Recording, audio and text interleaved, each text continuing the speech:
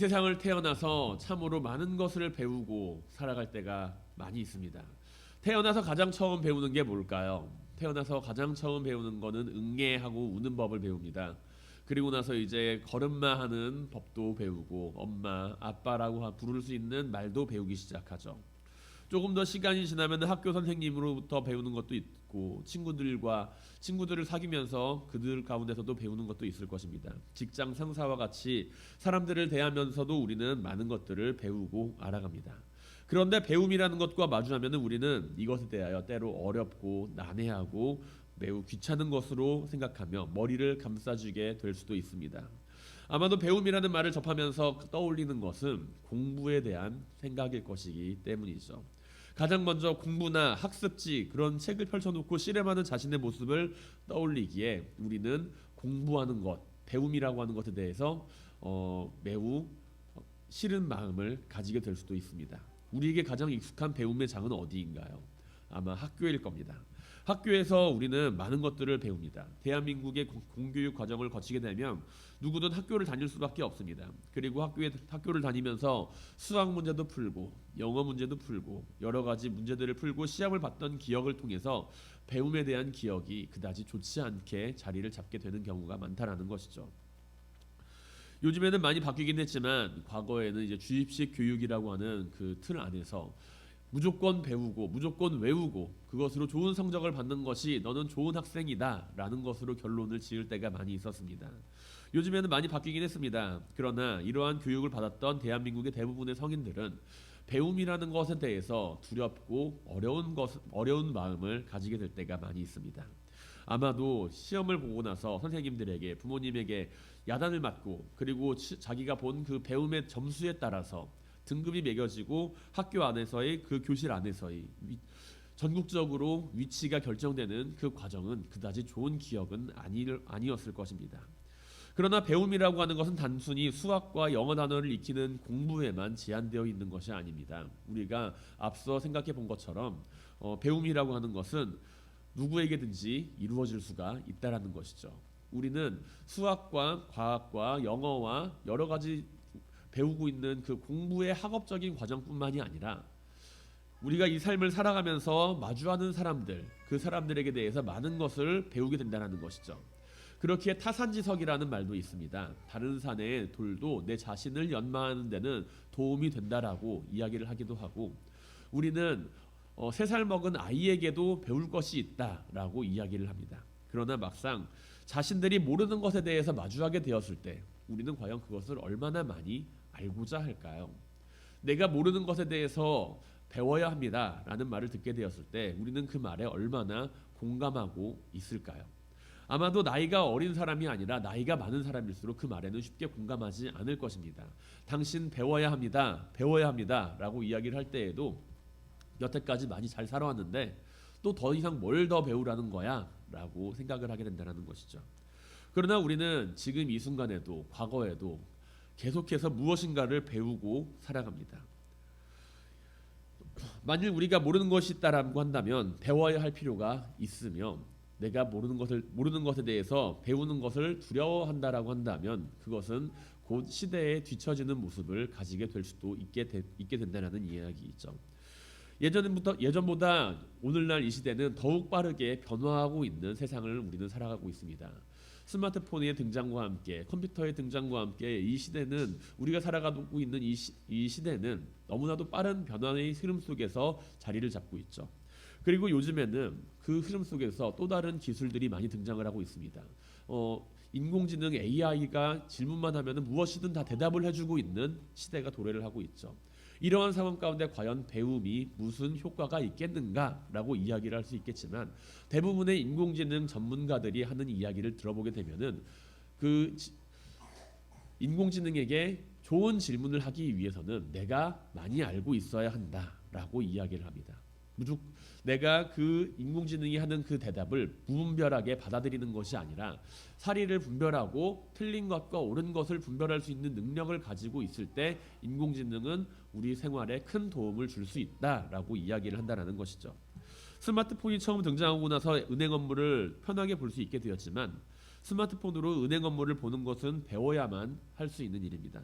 처음에는 어색했지만 그것을 배우면 쉬운 일이라는 것을 알게 되죠.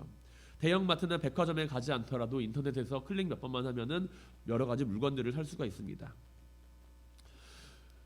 처음에는 어색했지만 그것이 점점 우리의 삶을 편하게 바꾸는 모습이라는 것을 알게 되는 순간 사람들은 그 사실을 마주하고 그것을 배우기 시작했죠. 산업혁명이 처음 시작할 때 여러 가지 증기 기계들이 등장을 하게 되고 전기로 인해서 기계들이 돌아가게 되었을 때 노동자들은 그 사건을 받아들이지 못했습니다. 그리고 그 기계들을 부시는 것을 선택을 했죠. 자신들이 가지고 있는 그 위치를 기계들이 대신한다라는 것을 참을 수가 없었다라는 것입니다. 하지만 결국에는 그들의 그러한 몸부림조차도 변화하는 시대의 흐름을 막을 수는 없었다라는 이야기입니다. 우리는 오늘날 스마트폰을 배우는 것만을 배우고 있지는 않을 것입니다. 스마트폰을 다루는 방법만을 배우고 있지는 않을 것입니다. 자기개발이라고 하는 측면에서 많은 것들을 배우는 사람들도 존재합니다. 그렇다면 오늘 우리는 무엇을 모르며 무엇을 배우기 위해 살아가고 있을까요? 아무리 내가 아는 것이 많다고 해도 내가 알 수 있는 것은 지극히 제한적입니다. 내가 아무리 많은 것을 알고 있고 많은 것을 공부하고 많은 것을 깨달아 알았다 하더라도 내가 알고 있는 것은 분명히 제한적인 사실입니다. 그렇다면 우리는 진리를 추구하지 말아야 할까요? 진리를 추구하지 않는 것이 아니라 우리가 배우고 익히는 것 이상으로 중요한 한 가지의 진리를 깨달아 알아야 한다라는 이야기입니다. 스마트폰을 다루지 못해도 사람은 살 수가 있고 은행 업무를 보지 못해도 사람은 불편하지만 살 수는 있습니다. 하지만 자기가 살아있다라는 것이 무엇을 의미하는지를 알지 못한 채 자신의 생명을 살아가는 사람은 결국에는 자신의 삶에 대해서 아무것도 모른 채 살아가고 있다라고 이야기할 수밖에 없다라는 것이죠. 내가 왜 살아가고 있는가? 나는 누구인가? 나를 구원해 줄 사람은 과연 누구인가? 라는 그 질문에 대해서 우리가 배우려고 하지 않고 익히려고 하지 않고 그 질문에 대한 대답을 회피하고만 살아가고자 한다면 우리는 아무리 많은 것을 배우고 아무리 많은 것을 익혀도 가장 중요한 부분을 놓치고 살아가고 있다라는 이야기와도 같습니다. 24시간을 전부 투자하고 1년 365일 매일같이 배우고 노력한다 해도 가장 중요한 것 한 가지를 놓친다라고 한다면, 가장 중요한 한 가지를 모르고 살아간다라고 한다면 우리는 그 많은 것들을 통해서 얻을 수 있는 많은 것들을 얻을 수 있을지는 모르지만 가장 중요한 것을 잃어버린 채 살아가고 있다는 것이죠. 뷔페에 가면 많은 음식들이 있습니다. 수많은 음식들이 있습니다. 그 음식들을 바라보게 되면은 참으로 먹음직스럽게 보이죠. 뷔페에는 어떤 음식들이 있나요? 내가 좋아하는 음식들, 초밥도 있고 탕수육도 있고 짜장면도 있고 그리고 계란 후라이도 있습니다. 저는 뷔페에 가면 계란 후라이는 꼭 한번 먹습니다. 그럼 사람들이 이야기를 해요. 뷔페에 와서 왜 계란 후라이를 먹냐고. 집에 가서 먹으면 되지. 그래 맛있는 걸 어떡합니까? 먹어야죠. 그런데 우리는 뷔페에 가서 여러 가지를 먹으면서 그것을 먹는 다양한 이유를 가지고 있습니다. 내가 좋아하는 음식을 먹을 수도 있고 비싼 음식을 먹을 수도 있습니다. 아니면 밖에서 먹기 힘든 음식, 그리고 계산해 봤을 때 이 가운데 가장 좋아 보이고 가장 비싸 보이고 사람들이 줄을 많이 서는 음식, 그것을 먹고야 말겠다라고 생각을 합니다. 하지만 가장 중요한 것을 우리가 놓치고 있다라고 한다면 우리는 아무리 많은 음식들 앞에 있어서도 많은 음식들을 먹어도 그것을 채우지를 못할 겁니다. 우리는 왜 밥을 먹는가라는 것이죠. 나는 왜 뷔페에 가서 밥을 먹습니까? 가장 근본적인 질문입니다. 배가 고프니까 밥을 먹는 거죠. 아무리 뷔페에 음식들이 많이 있어도 배가 부른 사람은 자기가 좋아하는 음식조차 먹지를 못합니다. 가장 근본적인 질문에 대한 그 질문에 대해서 대답을 가지고 있지 못한 채 내가 배부른 상태로 뷔페에 가서 많은 것을 먹겠다라고 생각하는 사람은 없습니다. 우리는 이 세상을 살아가면서 많은 것을 배우면서 살아갑니다. 많은 것을 배우고 많은 것을 익히면서 살아갑니다.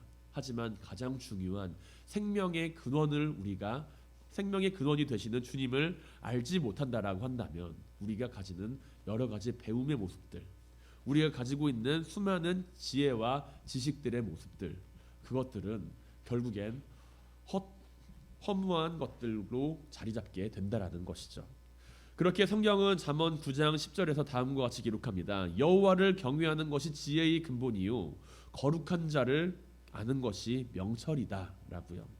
시편 111편 10절에서는 여호와를 경외함이 지혜의 근본이라 그의 계명을 지키는 자는 다 훌륭한 지각을 가진 자이니 여호와를 찬양함이 영원히 계속되리로다라고 이야기를 합니다. 여호와를 아는 것, 자신의 창조주를 기억하는 것, 그것을 통해서 내가 누구인지를 깨닫고 내 생명의 근원을 깨닫는 것, 그것을 통해서 우리는 이 세상이 주지 못하는 지혜와 지식에 대해서 알아갈 수가 있다라는 것이죠. 세상에는 수만 가지의 지혜와 지식들이 있습니다. 그러나 가장 큰 지혜와 지식과 진리는 이 세상을 창조하신 하나님에 대해서 알아가는 것입니다. 그리고 우리는 하나님의 말씀을 배우고 공부하며 하나님의 말씀에 대하여 깨달아 알아가는 과정을 통해서 하나님의 말씀 앞에서 내 자신에 대해서 돌아보게 되죠. 우리는 이 사실을 알고 있습니다. 하나님의 말씀, 하나님께서 이 세상을 창조하시고 하나님의 말씀을 따라 살아가는 것이 중요한 삶이다. 이것이 가장 지혜로운 삶이다 라는 것을 알고 있습니다. 그러나 때로 우리는 하나님의 말씀을 바라보면서 그 말씀 앞에서 세상적인 지혜와 지식을 따라 살아가는 그 삶을 더욱 안정적으로 여기고 있는 모습을 가지고 살아갑니다. 하나님의 말씀보다 세상적인 지혜와 지식을 따라 살아가는 삶 속에서 안정감을 가지고 싶어 한다는 것이죠. 오히려 하나님의 말씀을 따라 살아가는 그 모습 안에서 우리 마음속에는 웅성거림이 나타나게 됩니다. 오늘 본문을 바라보게 되면 우리는 한 무리들이 주님의 모습, 주님께서 하신 말씀을 듣고서 웅성거리는 모습을 바라보게 됩니다. 주님의 말씀을 듣고서 수근수근거립니다. 이 사람이 하는 말이 진정으로 맞는 말인가? 이것에 대해서 의심합니다. 유대인들이 주님을 향해 하는 이야기는 지극히 합당한 이야기처럼 생각이 듭니다. 이 사람이 나와 똑같은 성정을 가진 사람이고 내 눈앞에 있고 그리고 우리는 그 부모에 대해서 잘 알고 있는데 스스로를 하늘에서부터 내려온 생명의 떡이다 라고 이야기를 하고 있으니 그 말씀을 듣고 나서 수근수근 거린다라는 것이죠. 웅성웅성 거린다라는 이야기입니다. 우리는 이러한 무리들의 모습을 바라보며 주님께서 하신 말씀에 대해서 제대로 이해하지 못하고 있구나 라고 여기고 있죠. 이러한 모습을 바라보면서 참으로 어리석은 믿음을 가지고 있다 라고 이야기를 합니다. 주님을 왕으로서 섬기려고 하고 있지만 정작 주님께서 생명의 떡이라는 사실을 알지 못하고 있다니 이 어찌 어리석은 사람들의 모습인가 라고 이야기를 한다라는 것이죠. 그런데 한번 객관적으로 살펴보시길 바랍니다. 만약 우리 앞에 내가 이 세상에 내려온 생명의 떡이다 라고 이야기를 하는 사람이 있다라고 한다면 우리는 과연 그 사람을 어떻게 받아들이게 될까요? 과연 누군가가 우리를 향하여서 나는 하늘에서 내려온 생명의 떡이다 라고 이야기를 한다면 우리는 당장에 그 사람을 바라보면서 이상한 사람이다, 이단 아니야? 저 사람 좀 뭔가 정신적으로 문제가 있는 것 같아. 왜 자신을 생명의 떡이라고 이야기를 하고 있지? 라고 도리어 반문하게 될 것입니다. 이 사람이 진정으로 미친 것이 아닌지 의심하게 될 것이라는 것이죠. 누가 자신을 스스로 하늘에서 내려온 생명의 떡이라고 이야기를 할 수 있겠다는 말입니까? 우리가 주님을 바라보며 주어진 정보만을 가지고서 그 토대를 가지고서 생각을 한다면 우리는 이와 같은 결론을 내릴 수가 있습니다. 무리들과 같은 결론으로 주님의 말씀을 바라보게 된다는 것이죠. 주님께서도 사람이고 주님께서도 이 땅에 내려오신 사람이고 그리고 내 앞에 만약에 주님께서 계시다라고 한다면 내가 주님을 바라볼 때 그 똑같은 모습으로 가진 사람인데 왜 자신을 생명의 떡이라고 이야기를 하는 것이냐라고 반문할 수가 있습니다. 주어진 정보만을 토대로 생각을 하게 된다면 우리는 이와 같은 결론을 내릴 수밖에 없지만 그러나 주님은 스스로를 하나님의 아들이시며 스스로를 살아계신 하나님의 아들로서 증거를 하고 계십니다. 그 증거는 무엇인가요? 주님께서 살아계신 하나님의 아들이라고 이야기하는 그 증거는 과연 무엇인가요? 주님께서 왜 하나님의 아들이 되십니까? 우리가 주님을 바라보면서 하나님의 아들이다라고 이야기를 하는 그 이유는 어쩌면 주님께서 나를 위하여 십자가에 달려 돌아가셨다. 그 사실을 바탕으로 우리는 이야기를 하게 될 것입니다.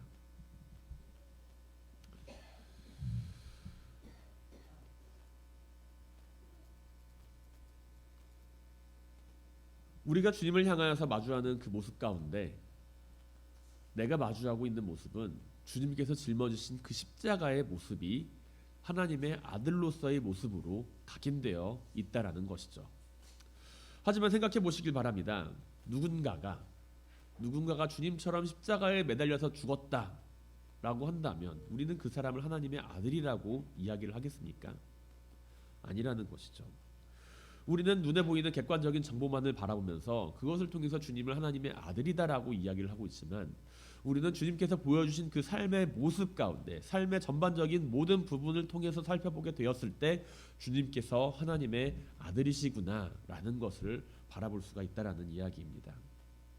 단순히 십자가에 매달리신 주님을 향하여서 우리가 하나님의 아들이라고 이야기를 하는 것이 아니라 주님께서 보여주신 그 생명의 삶이 하나님의 아들로서 가지시는 생명의 삶이라는 것이죠.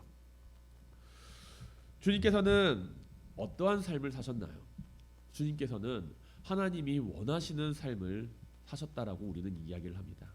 하나님께서 바라고 원하시는 삶을 살았으며 하나님의 뜻대로 그 삶을 이루어갔다라고 이야기를 합니다.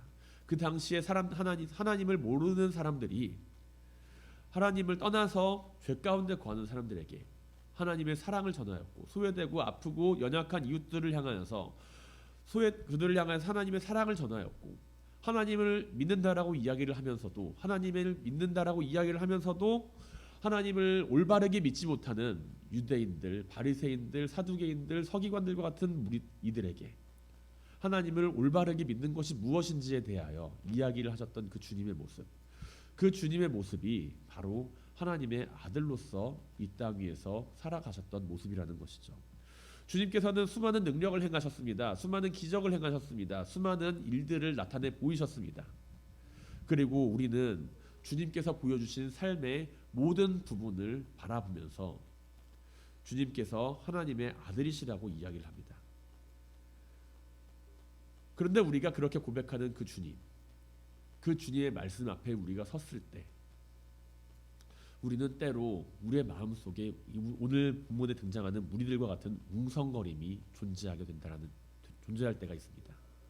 주님께서 나에게 말씀을 하시고 주님께서 나에게 이야기를 하시는데 그것이 내가 생각하는 것과 다르고 그것이 내가 바라는 것과 다르다고 한다면 우리의 마음속에는 오늘 본문에 등장하는 무리들처럼 웅성거림, 수군거림 이런저런 마음들이 들게 된다는 것이죠. 유대인들이 가지고 있는 주님에 대한 불신앙과 불평과 배척의 모습은 그 자리에 존재하지 않는 다른 유대인들에게도 마찬가지로 존재를 했습니다. 모세가 이스라엘 백성들을 하나님의 명령에 따라 출애굽시켜서 광야에서 이끌었을 때에도 그들은 모세와 하나님을 바라보면서 그들 가운데 마음속에 존재하는 소란스러움과 웅성거림을 가지고 모세와 하나님을 따랐습니다. 자신들이 생각한 것과 다를 때마다 그들은 하나님과 모세 앞에서 불평하고 웅성거리며 수군거렸다라는 이야기죠. 주님을 십자가에 못 박고자 소리를 외치는 수많은 군중들의 모습 앞에서 우리는 그들의 웅성거림을 바라볼 수가 있습니다. 당신이 이 땅에 오신 큰 능력으로 오신 메시아라고 이야기를 하는데 그럼 능력을 보여봐라 이거죠. 그러지 않는다라고 한다면 우리는 당신이 필요가 없습니다 라고 이야기하고 있습니다. 그들 마음속에 가지는 웅성거림입니다. 그리고 오늘 우리도 이와 같은 웅성거리는 마음을 가지고 살아갑니다. 우리의 생각과 판단이나 기대감이 전혀 미치지 못하는 주님의 말씀 앞에서 우리는 그 마음속에 웅성거림을 경험하게 되죠. 우리의 마음속에 술렁거림을 가지게 됩니다. 오늘 우리는 주님의 말씀 앞에서 어떤 제스처를 취하고 있나요? 나는 주님을 하나님의 아들이다라고 이야기를 하면서 주님께서 보여주신 십자가의 그 보혈의 능력을 바라보면서 객관적인 정보로서만 그것을 접하고 있다라고 한다면 우리는 주님의 말씀을 들을 때 웅성거림의 마음을 가지게 될 때가 많을 것입니다. 우리가 주님을 바라보면서 주님의 삶을 바라보지 못한다라고 한다면 우리는 주님께서 하시는 그 말씀을 마주할 때 웅성거리는 마음을 가지게 될 수밖에 없다라는 것이죠. 주님께서 하시는 말씀이 나에게 이해가 되지 않고 나의 욕구를 충족시켜주지 않을 때 주님께서 짊어지신 그 십자가가 나를 구원한다라고는 이야기를 하고 있지만 그것을 내가 정보로만 접하고 있고 주님의 삶은 기억하지 못한 채 단지 주님께서 나를 위하여 십자가에 달려 돌아가셨다라고 하는 그 사실만을 정보로서만 가지고 있을 때 우리는 결국에 주님께서 하시는 말씀 앞에서 술렁거리는 마음을 가지고 살아갈 수밖에 없습니다. 우리가 주님의 말씀 앞에서 술렁거리는 마음, 웅성거리는 마음을 가지고 살아가지 않기 위해서는 우리는 주님의 삶을 배워야 합니다. 주님께서 십자가에 달려 돌아가신 그 모습만을 바라보는 것이 아니라 나를 위해서 희생하고 나를 위해서 헌신하신 그 십자가만을 바라보는 것이 아니라 주님께서 보여주신 삶의 모든 부분을 우리는 배우고 따라가야만 할 것입니다. 당장의 눈앞의 이익과 세상의 가치관과 다를지라고 하더라도 우리는 웅성거림이 아닌 믿음 안에서 주님께서 보여주신 삶의 모습을 함께 바라보며 살아가야 합니다. 십자가는 분명 구원의 완성입니다. 주님께서 십자가에 달려 돌아가심으로 인하여 우리는 그 가운데 구원을 얻을 수가 있었습니다. 그러나 우리가 주님의 삶을 바라보지 못한 채 주님의 십자가만을 바라보고자 한다면 결국에 우리는 그 십자가 앞에서 단순히 하나의 정보로서 나를 위해 주님께서 달려 돌아가셨구나, 이분은 하나님의 아들이시구나 라고 하는 정보만을 습득하게 된다는 것이죠. 사랑하는 성도 여러분, 우리의 삶이 웅성웅성거리는 그런 모습이 아니라 주님의 삶을 바라보고 주님의 말씀을 듣고 믿으며 신뢰하는 삶이 될 수 있길 바랍니다. 세상은 눈에 보이는 것을 파악하고 그것을 통해 사람을 평가합니다. 마치 주님께서 요셉과 마리아의 아들이라고 하는 눈에 보이는 사실만을 바라보며 주님께서 하시는 하나님의 일을 바라보지 못하는 것과도 같습니다. 우리는 주님을 향한 그 믿음 안에서 주님께서 누구이신지, 주님께서 보여주신 그 삶의 모습을 바라보며 함께 따라갈 수 있게 되길 바랍니다. 구원과 생명의 길이 되시는 주님은 십자가에서 분명 그 길을 완성하셨지만 그 길을 걸어가시는 그 여정 가운데 하나님께서 원하시는 일이 무엇인지, 하나님께서 원하시는 삶이 무엇인지, 거룩한 삶이 무엇인지를 우리에게 나타내 보여주셨습니다. 우리가 구원과 생명의 길이 되시는 주님을 고백할 수 있게 되길 바랍니다. 주님의 말씀 앞에서 웅성웅성거리는 그 무리들의 모습이 아니라 그 말씀에 순종하는 모든 성도님들이 되시기를 주님의 이름으로 간절히 축원드립니다. 주님께서는 모인 무리들의 수군거림을 들으시며 단호하게 말씀하십니다. 너희는 서로 수군거리지 말라. 너희는 서로 수군거리지 말라라는 거예요. 주님 앞에 수군거리고 웅성거리는 그 모습을 보여주는 무리들은 아마도 주님 앞에서 격하게 항의하였을 수도 있습니다.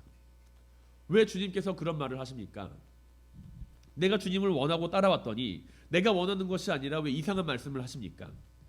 어쩌면 그 주님께서 하시는 그 말씀은 마치 그들 가운데 신성모독을 일으키는 말씀처럼 들렸을 수도 있습니다. 하늘에서 내려온 떡이며 생명의 떡이라고 말씀하시는 그 주님의 모습에 대하여 이들은 납득할 수가 없었다라는 것이죠.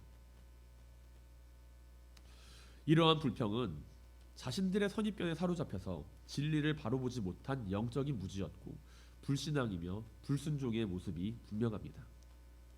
주님께서는 이러한 무리들을 향하여 단호하게 너희는 수군거리지 마라 이야기를 하시죠. 주님의 말씀은 모인 무리들에게 있어서 큰 충격이었을 것입니다. 나는 생명의 떡이다. 그리고 나를 보내신 아버지께서 이끌지 아니하면 아무도 내게도 올 수 없다. 내게 오는 그를 내가 마지막 날에 살리리라. 선지자의 글에 그들이 다 하나님의 가르침을 받으리라 기록되었은즉 아버지께 듣고 배운 사람마다 다 내게로 나오느니라. 이러한 말씀을 듣는 그들은 마치 자신들이 배움이 없는 사람처럼 그렇게 여겨졌겠죠. 주님 앞에 나와 있지만 마치 주님께서는 너희가 내 앞에 아직 나온 사람들이 아니다 라고 이야기를 하면서 그러한 말씀을 하시면서 그들이 가지고 있는 여러 가지 마음속의 교만함들을 책망하십니다. 주님께서는 마치 그들을 향하여 하나님께 배움을 얻지 못한 사람처럼 말씀하고 계신다는 것이죠. 우리는 주님의 말씀 앞에서 중요한 한 가지의 사실을 발견할 수가 있습니다. 바로 주님께서는 지금 이 순간에도 하나님의 말씀 안에서 하나님의 뜻을 따라 살아가는 모습을 보여주고 계신다라는 것입니다. 아버지께서 이끌지 아니하면 아들에게로 올 자가 없다는 것은 구원을 이루시는 분에 대한 강력한 신뢰가 담겨 있음을 우리는 알 수가 있습니다. 아버지께로부터 이끌지 아니하시면, 아버지께서 이끌지 아니하시면 나에게 올 자가 없다라는 사실은 결국에는 내가 하고 있는 그 일이, 너희가 아버지께서 원하시는 구원에 대한 그 일이 내 뜻이 아니라 아버지의 뜻이다라고 이야기를 하고 있다라는 것이죠. 주님께서 이루시는 그 구원의 모습은 아버지의 뜻과 선택과 다르거나 배치가 되는 것이 아니라 함께하며 조화를 이루는 모습이라고 하는 이야기입니다. 주님께서는 매 순간 철저하게 순종을 통해서 하나님 아버지의 뜻을 구하셨으며 구체화하셨습니다. 우리는 십자가 앞에서 기도하시는 주님의 모습만을 떠올립니다. 십자가 앞에서 자신의 고통 앞에서 이 잔을 내게서 옮길 수 있으면 옮겨주시옵소서, 그러나 내 뜻대로 마시고 아버지의 뜻대로 하옵소서라고 기도하는 주님의 겟세마네 동산에서의 기도를 기억합니다. 그러나 주님께서는 단지 그때만 하나님의 뜻을 찾으며 구하는 기도를 하시는 것이 아니라 매 순간 철저하게 순종을 통해 하나님 아버지의 뜻을 구하셨으며 구체화하셨다라는 것이죠. 때로 우리는 주님께서 하시는 그 모습을 바라보며 십자가에서의 희생과 십자가에서의 헌신만을 기억하려 하지만 그 십자가에서의 희생과 헌신이 있기 위해서는 주님께서 보여주신 순종이 있어야만 했다라는 이야기입니다. 하나님을 향한 순종, 하나님을 향하여 이루어지는 온전한 그 순종 앞에서 주님께서는 단지 십자가 앞에서만 하나님의 말씀에 순종한 것이 아니라 모든 순간 가운데 하나님의 뜻을 찾고 구하며 자신의 길을 걸어가셨다라는 것이죠. 하나님께서 이루시는 그 구원의 길을 완성하기 위하여, 하나님께서 이루시는 그 구원의 십자가의 길을 완성하기 위하여 그 십자가의 고통 가운데서만 순종하신 것이 아니라 주님께서는 매 순간을 하나님의 뜻을 따라 살아가기 위한 순종의 모습을 가지고 살아가셨다라는 이야기입니다. 내가 주님의 삶을 배운다, 주님께서 보여주신 그 순종의 삶을 배운다라고 하는 것은 위기 앞에서만 하나님을 찾는 것이 아니라 내 삶에 마주하고 있는 어려운 상황 가운데서만 하나님을 찾는 것이 아니라 모든 상황 속에서 하나님의 뜻을 찾고 구하며 순종하는 삶을 살아야 함을 우리는 기억해야 합니다. 우리는 하나님을 향한 주님의 모습 안에서 무엇을 바라보고 있습니까? 우리가 지금 주님을 향하여 바라보고 있는 그 모습 앞에서 우리는 무엇을 배우고 있습니까? 철저한 순종과 희생의 모습.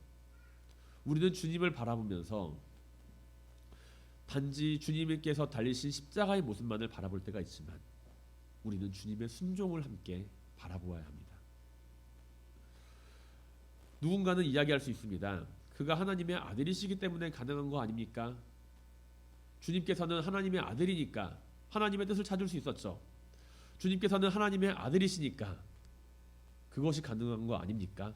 라고 이야기를 할 수도 있을 것입니다. 분명 주님께서는 하나님의 뜻을 알고 계셨고 그 뜻을 분별할 수 있으셨으며 하나님께서 원하시는 일이 무엇인지를 잘 알고 계셨습니다. 그리고 오늘 본문에 등장하는 것처럼 하나님을 보는 사람, 하나님을 마주하고 있는 사람으로 말씀을 하고 계시죠. 그러나 한번 생각해 보시길 바랍니다. 우리가 세상을 살아가면서 아버지와 아들과의 관계가 특별하다라고 이야기를 하지만 한 가정 안에서 아버지와 아들은 서로 많은 것을 공유하고 많은 가치를 함께 나누고 있다라고 하지만 언제나 아버지의 뜻과 아들의 뜻이 함께 일치하나요? 그렇지는 않다라는 것이죠. 단순히 주님께서 하나님의 아들이시기 때문에 하나님의 뜻을 잘 알았다라고 이야기를 하기에는 그 관계성은 너무나도 제한적이라는 이야기입니다.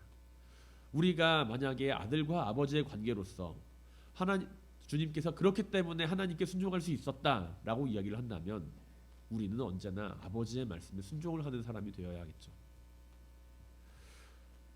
주님께서 이렇게 하실 수 있었던 이유, 그것은 주님께서 늘 하나님을 바라보고 있고 하나님의 뜻을 구하는 삶에 있어서 망설임이 없이 그 뜻을 구하며 살아갔기 때문이라는 것을 우리는 그렇기에 알 수가 있습니다. 주님께서는 6장 46절에서 우리들에게 다음과 같이 이야기를 하고 계십니다. 아버지를 본 자가 있는 것이 아니니라 오직 하나님에게서 온 자만이 아버지를 보았느니라 라는 것이죠. 우리나라의 성경에서는 보았느니라고 번역된 헤오라케는 호라오의 완료 시제입니다. 보다라고 있는 의미를 가지고 있죠. 쉽게 이야기를 하면은. 그런데 헬라어 안에서 이 보다라고 하는 의미를 가지고 있는 호라오는 단순히 보고 있다라는 것만을 의미하는 것이 아니라 경험하고 있다라는 것을 함께 이야기를 하고 있습니다. 그렇게 주님께서 하신 말씀은 단순히 자신이 하나님을 보고 있는 사람이 아니라 하나님을 함께 경험하고 있는 사람이라고 이야기를 하고 있다는 것이죠. 아버지의 뜻을 구하며 아버지의 뜻이 무엇인지를 알아가기 위해서는 늘 하나님 아버지와 함께 동행하며 거하는 삶을 살아가신 주님께서는 그러한 삶을 살아가셨다라는 이야기입니다. 우리가 아버지의 뜻을 알기 위해서 우리의 육신의 아버지 한 가정에 있는 아버지의 뜻을 알기 위해서 어떻게 해야 할까요? 그냥 단순히 아버지가 하는 말을 듣는다면 분명히 여러 가지 말에 대한 오해가 생기기도 하고 여러 가지 잘못된 방식으로 그것을 해석할 수도 있을 것입니다. 그러나 내가 언제나 아버지와 함께 동행하고 있으며 내가 언제나 아버지께서 하시는 일을 옆에서 마주보고 있고 그 일을 내가 늘 함께 하고 있다라고 한다면 우리는 아버지의 뜻에 대하여 알 수 있는 사람이 될 수 있다라는 것이죠. 아버지와 함께 하신다. 아버지와 함께 하시는 그 주님의 모습 안에서 우리가 하나님의 뜻을 알아가기 위해서 내가 필요할 때에만 하나님을 찾는 것이 아니라 언제나 하나님과 함께 동행하는 삶을 살아갈 때 비로소 하나님의 뜻을 깨달아 알 수 있다라는 것을 우리는 알 수가 있다는 이야기입니다. 우리는 배움에 대해서 많은 것을 알고 있습니다. 주님께서 보여주신 삶을 배우고 따라가기를 원합니다. 그러나 그것은 단지 나의 삶에 있어서 교훈적인 측면으로 자리를 잡을 때가 많이 있습니다. 주님께서 하신 말씀, 주님께서 우리에게 보여주신 그 십자가의 희생과 헌신, 그것을 통해서 우리는 주님의 사랑과 희생과 헌신을 기억하며 배웁니다. 그러나 우리가 주님께서 보여주신 삶을 배우고 따라가고자 한다면 단순히 알고 있는 것이 아니라 그것을 단순히 정보의 전달로서 우리가 기억하고 있는 것이 아니라 내가 주님의 삶을 따라가기 위해서 노력하고자 해야 합니다. 이것은 윤리적인 측면이나 도덕적인 측면의 모습이 아닌 신앙적인 측면의 모습 앞에서 이루어져야 합니다. 내가 주님을 믿고 있다. 내가 주님을 믿고 있다라고 하는 그 모습은 주님의 삶을 내가 따라가겠다라고 하는 의미죠. 단순히 십자가의 희생과 헌신의 그 사랑의 모습뿐만이 아니라 주님께서 보여주신 하나님을 향한 매 순간 보여주시는 순종의 모습, 그 모습을 나는 따라가겠다라고 하는 것이 우리의 삶에 자리를 잡아야 한다는 이야기입니다. 누군가에게 피해를 끼치지 않는 삶, 도덕적인 삶, 누군가를 향하여서 희생하는 삶, 온유한 삶, 그러한 삶에 만족하는 것이 아니라 내 삶이 하나님의 뜻을 따라가기 위하여 늘 하나님과 가까이 하고 하나님을 찾으며 하나님의 뜻을 구하는 가운데 우리는 정직하고 겸손하고 온유하며 사랑을 실천하는 삶을 살아가야 한다라는 것이죠.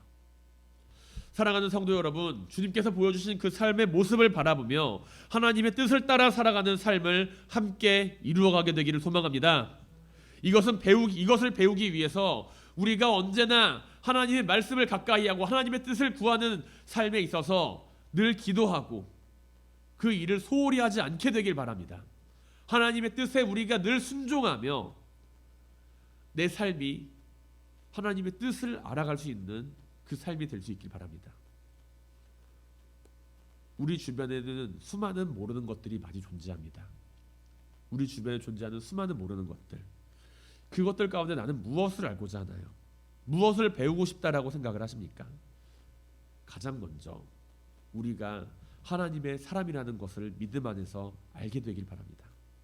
내가 하나님의 사람이라는 것을 알고 있다면 내가 예수 그리스도를 통하여서 그의 삶을 통하여서 하나님을 가까이 하는 삶, 하나님의 뜻을 따라 순종하는 삶에 대해서 알게 될 수 있길 바랍니다. 우리는 많은 것을 배운 사람을 똑똑하다라고 이야기를 합니다. 그러나 우리가 원하는 사람은 많은 것을 아는 사람이 아닙니다. 알고 있는 것을 올바르게 사용할 수 있는 사람입니다. 사랑하는 성도 여러분, 우리의 삶이 보다 거룩하고 보다 경건하며 하나님을 믿는 삶을 살아가게 될 수 있길 바랍니다. 하나님을 가까이 하는 삶을 살아갈 수 있게 되길 바랍니다. 하나님의 사랑에 대하여 알고 있는 것으로 멈추는 것이 아니라 하나님의 사랑을 느끼고 전하는 생명사역자가 될 수 있길 바랍니다.